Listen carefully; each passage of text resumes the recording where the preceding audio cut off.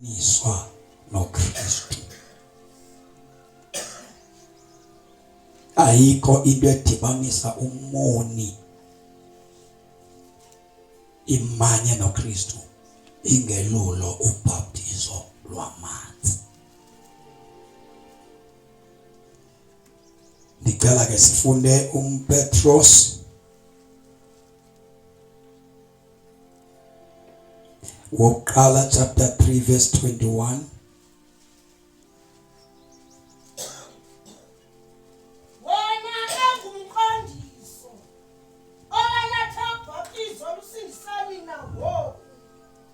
uBhaptizo alubuka ukuhlanjwa kokungcola komzimba. Amanzi angumqondiso owalatha usindiso lwenu ngoku. Amanzi angumqondiso owalatha usindiso lwenu ngoku. Funda. Wona angumqondiso owaletha uBhaptizo olusindisa nina ngoku. Yes. uBhaptizo alubuka ukuhlanjwa kokungcola komzimba. Akuhlanjwa kungcola komzimba xa kuyobhaptizwa. Nosithembiso. Kuthiwa ke xa uyobhaptizwa uyokwenza isithembiso. Esenziwa kuthini? Esi sithembiso asenziwa abafundisini nasebandleni. Senziwa kuThixo. Ngomxhelo wonke. Xa sisenziwa senziwa ngomxhelo womntu wonke. Siyevana makholo. Akusiyona into yenza ecaweni le. Uyenza phambi kukaThixo. Okwesibili uBhaptizo siluchaza njengokuba ukuphumela elubala ngokukholwa kwakho kuJesu. Ukuthi lento yenzile awuyenzanga ngoba usoyika abantu. Uyenze ngoba ubomi bakho bubonile into yoba bumoshakele. Unikela impilo yakho kuJesu injengoba injalo. Uphumela ubala xa uyobhaptizwa ukuthi uyamthanda uJesu. Ufana nentombazane evume isoka ibe seyifunwa umtshato lisoka. Xa aba bantu besiya ebazalini besiya bemisa idate yomtshato, babiza abantu bemisa isihlobo bezawukumuntu, which means oluthando lwabo balubonile basesingale announcer. Uyo-announcer, uyowenza isimemezelo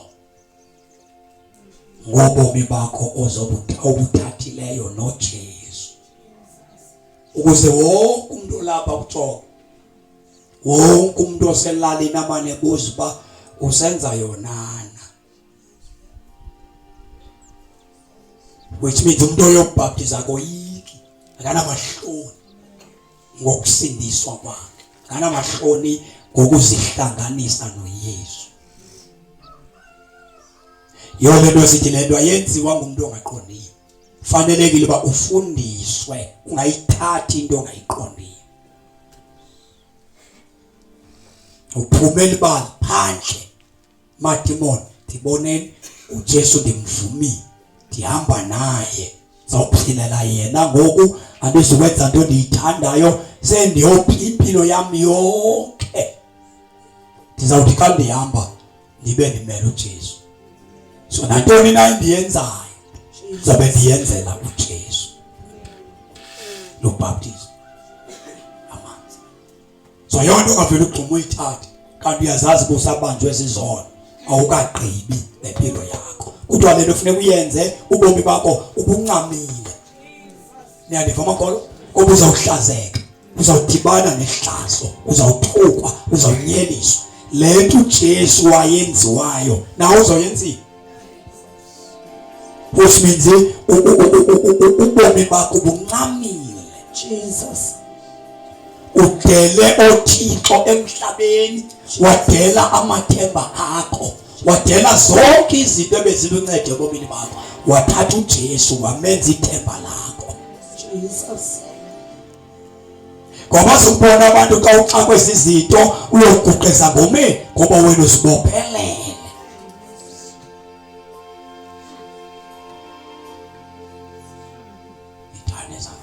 uJesu wathukwa, nathi sizawuthini makholwa, sizawuthukwa. Makahlale ngapha siyazi inengxakana le ndawo. So ka uphuma elibala ke ngoku uyothi ebantwini la Jesu besimthuka sonke undoyisile. La Jesu bendimenyelisa nani ngoba akekho sindiswe ngazange amthuke.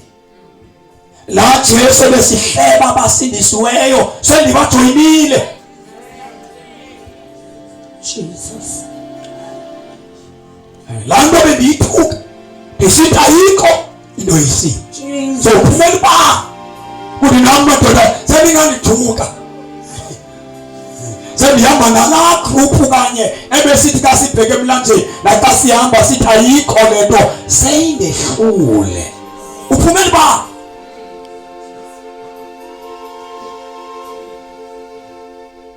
itane zakaze uyokwenza isithembiso kuThixo. Esi sithembiso senza ngomxhelo wakho wonke. Njengoba sobe sikubhaptiza thina, wena uzokuthembisa uThixo ubuza uphila njani, uthini kuThixo, uzawusiphatha njani emhlabeni. Ngabo uzawulithelisa igama lakhe, ngabo uzawulihlazisa igama lakhe, ngabo uzawumthukisa, ngabo uzawuphinda umbethelele nawe. Jesus. Mbuzo landelayo uthi why we must be baptized. Kutheni sibhaptizwa nje ngamanzi? Incwadi kaMateyu 28, uMarko 16 verse 16. uMateyu chapter 3. Matthew chapter 3 verse 13 to 17. Yokuqala point ithi Jesus commanded us to be baptized as he was in water.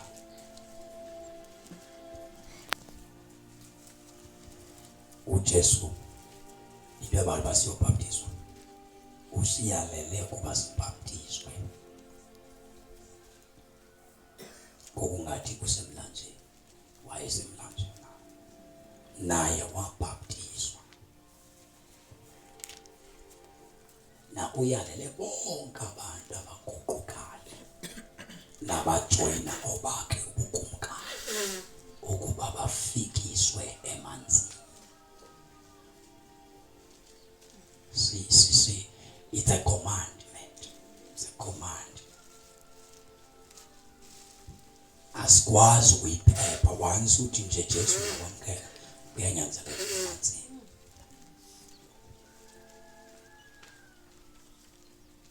Sicela sifunde uMarko, simfundile uMateyu izolo. Marko 16 verse 16 simfundile uMateyu izolo othi hambani kulo lonke nenze abafundi babe nenze inhlanga zibe ngabafundi bami, nibabhaptize.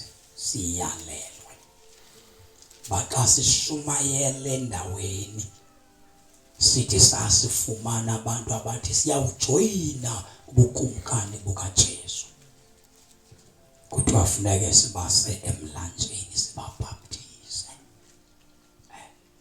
Ngoba ukubhaptizwa si-step sokuqala sokumthobela uYesu. Marko funda. Lo okholwayo ebhaptizwe wasindiswa. Ubhaptizo lolwabakholwayo. Khona uMoses awuchaza apha. Funda verse 15 nkosikazi. Wathi kubo, hambani niye kulo lonke ihlabathi, nizivakalise indaba ezimnandi kulo lonke elimiweyo. Lo okholwayo abhaptizwe, wosindiswa. Ongakholwayo wagwetshwa. Ongakholwayo wawugwetshwa. Lokholwayo ufanele abhaptizwe ukuze asindiswe. Ngoba phayela ubhaptizweni kukho into ezimbili ezake zabaluleka. 1, ukungcwatshwa kobomi bomuntu obudala. 2, ukumanywa komuntu obubomi butsha obufikileyo ngenxa yokuhlangana noKristu. Umanywe noKristu, uyangcwatshwa okudala udityaniswe noKristu ngobubutsha. So ezi zinto zimbini zikwenza usindiswe. Abantu abaninzi abaphila ngendlela engeyiyo ekholweni, kukho into ezimbini ezingenziwanga kubo. 1, ubomi obudala abungcwatywanga, ubomi obutsha abuhlanganiswanga. Ngoba siyobhaptiza uJesu mayiza wahamba emhlabeni uyale izinto ezimbini kuphela. Xa uphuma embhaptizweni ngomso, ubhaptizwa luphelele phezu kwamanzi, sizabuya sikubeka izandla, uyehlelwa ngamanzi. Seqalile umoya ngcwele uyanehlela, niya confess into ebantwana ihlambuluke umoya ngcwele, ukusebenza kwakhe umoya ngcwele. Okukhumbuza izinto zo16 nto, zo17 nto, zo18 nto, zo19 nto, zo2000. Into yakudala wawuzenze kudala uzithetha kuwe. Ukuze ezi zinto uzibone zithetha umoya ngcwele ozilandayo azibeka ngoba awungcwatshwa nobomi bakho obudala. Kungcwatshwa ubomi obudala ukuze wena njengoba sowusisidalwa esitsha siyongcwaba. Fana nomuntu ohleli nesidumbu endlini, wena uyaphila but uphila nje uhleli nesidumbu apha kuwe. Isidumbu kwayimina yodwa sihleli, bakutshisa ilanga siyaqala sibe nevumba ngoba into emenza umuntu anganoke ngumphefumulo wakhe. Ngoku ninibhekile nje ndibona isidumbu apha kuwe, ndiyanibona kodwa ndibona nibeleke isidumbu zenu.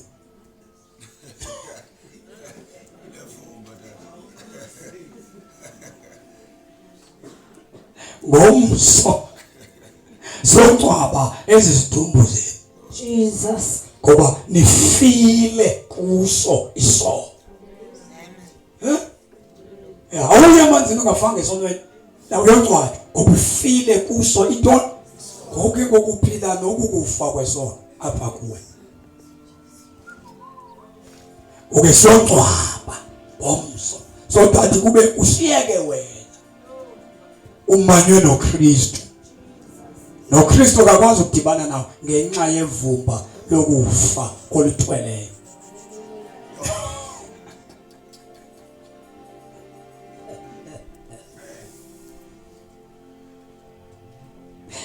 Amen ukhona bazalwane. Na isizathu soba kuyibhaptizwe sibhaptizwa ngoba 1 uKristu isiyalezi uyishile lento. Uba abo bakholwa kuye ndawubabona uqala ngoba bangene emanzini.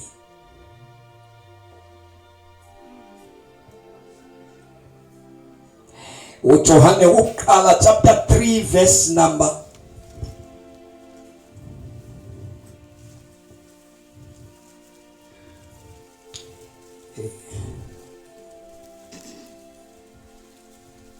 izono zam zisusiwe, izono zam zisusiwe, izono zam zisusiwe,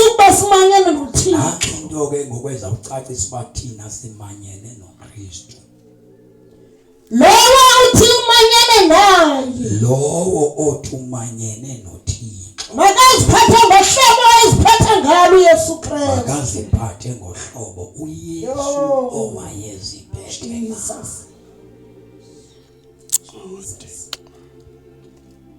Siyokwenza lento ngoba uYesu wayenza. Chapter 3 Matthew verse 13.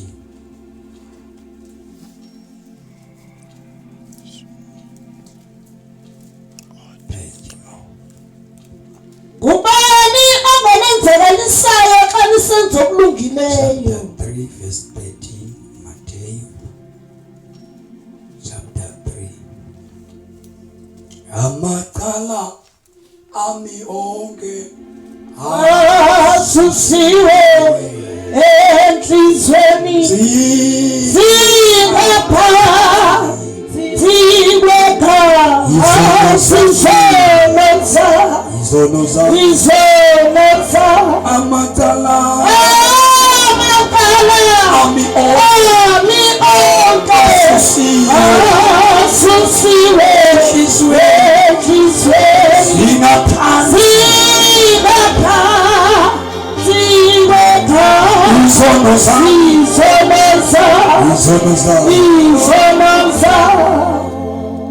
siyongcwaba abantu abayebeza nazo njengoba sizivuma nje siyazingcwaba ngegazi phambi kokuba siyongcwaba ubomi obudala emanzini sifihla izono egazini.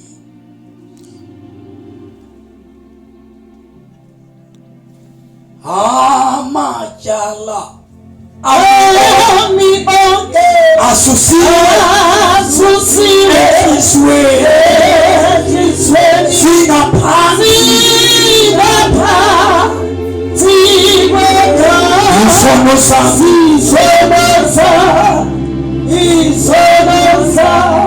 sisitawugqiba ukuhlambuluka kuba khona into esukileyo kuwe, kube khona uvuyo olungenayo ngoba izono zakho zisukiwe, amatyala aphungukile asukile kuwe afakwe egazini. Isono sakho xa ugqiba kuhlambulula noba imbi kangakanani into wayenzayo uyasuka ubugwenxa ubugilthi uyasuka ubutyala kuwe kubeze kuhlala kwinyana kaThixo.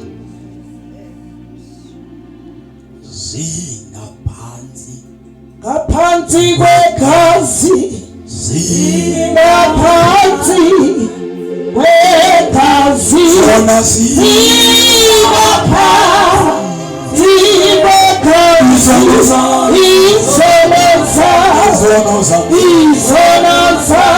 ngaphansi kwegazi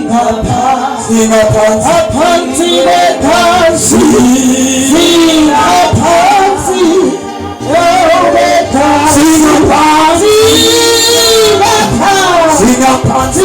ngaphansi kwegazi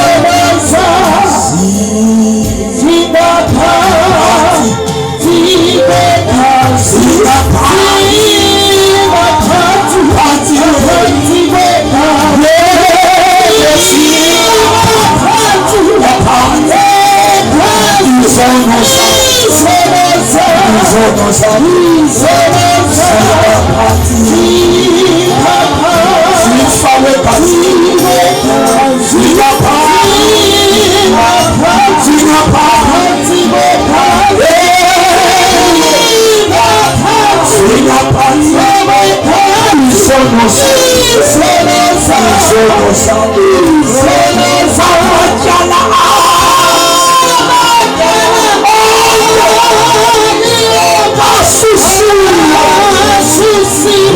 When you are ready, sing a party.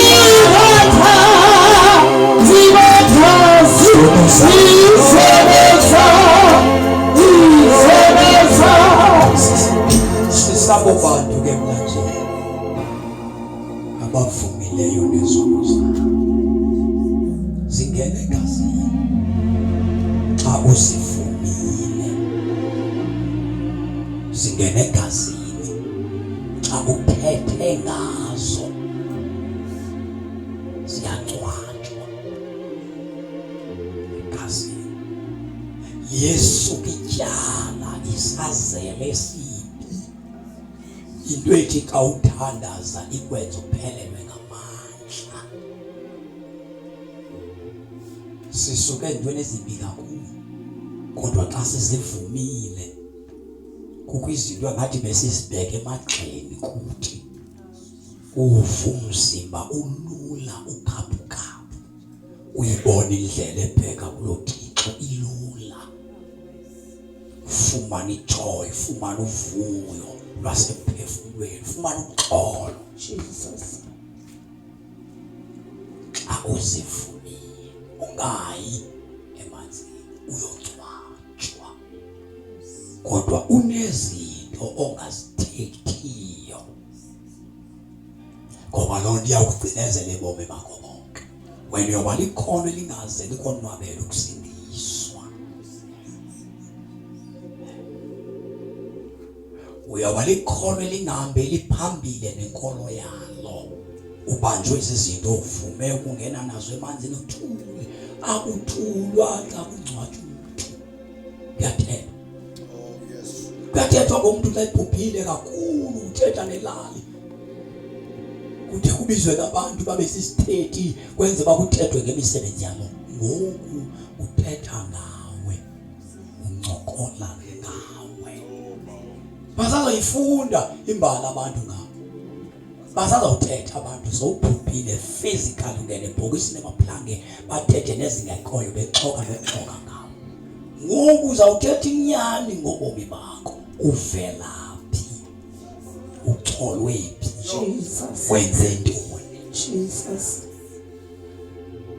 Kutheni udinga igazi?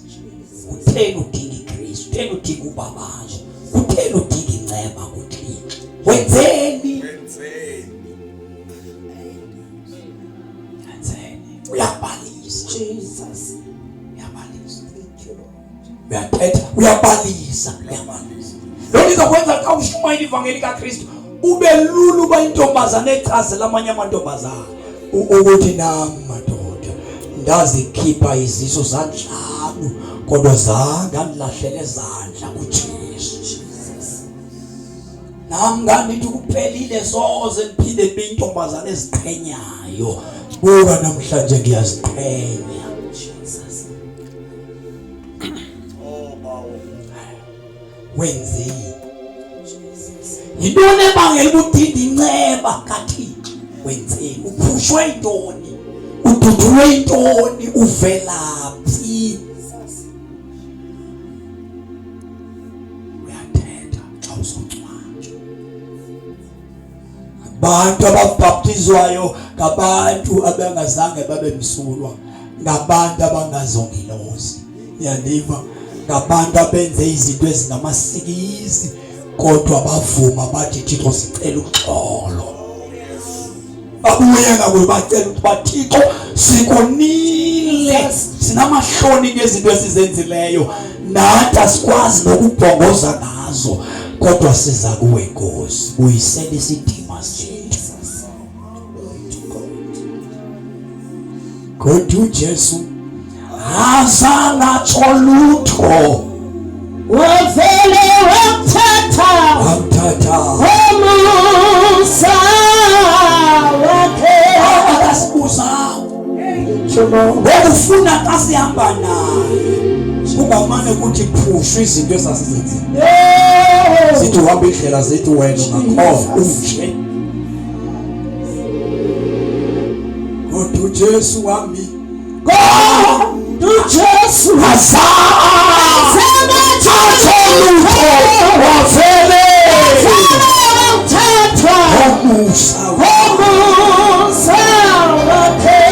wafele wamthatha yena, wavele wamthatha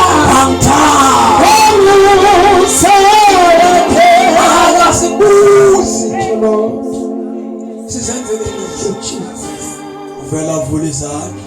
Jesus. Ayisengenile uyacula. Ucula wena. Ucula wena.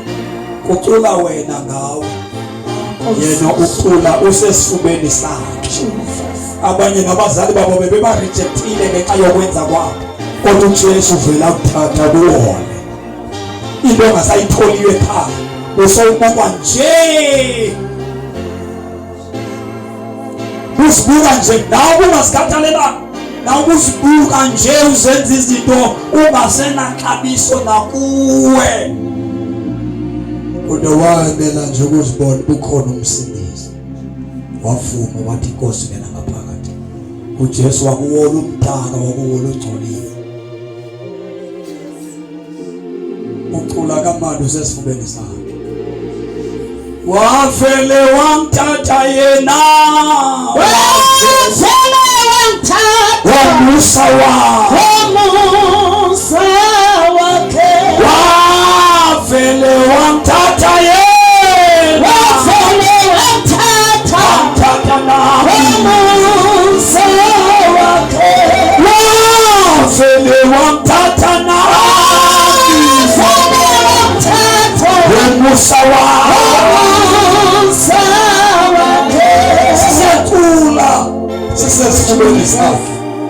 Isibonisa abanceba. Silethiwe lihlaba. Asinampomo ngezinto esizenzileyo. Kodwa lezi zinto endizenzileyo sizoba umyalezo kulabo oqhangandini. Bazosindiswa abalingana nami ngoba bebona ukuthi nami ngiphucukile kwezinto ezibabambileyo. Owayelinxila uzovintoba kuyaphuma etywaleni ngaphandle kwento uphuma ngokholo kuJesu. Ubanjwe ngamadoda uzokwazi kuyaphunywa emadodeni ngaphandle kwento okholo nje kuJesu. Uzoyiva ngani lento bakuyaphunywa khona umuntu ono experience odluliswe ehlakaziswa nguSathane. Safika isandla sikaJesu samuwola. Jesus. Siya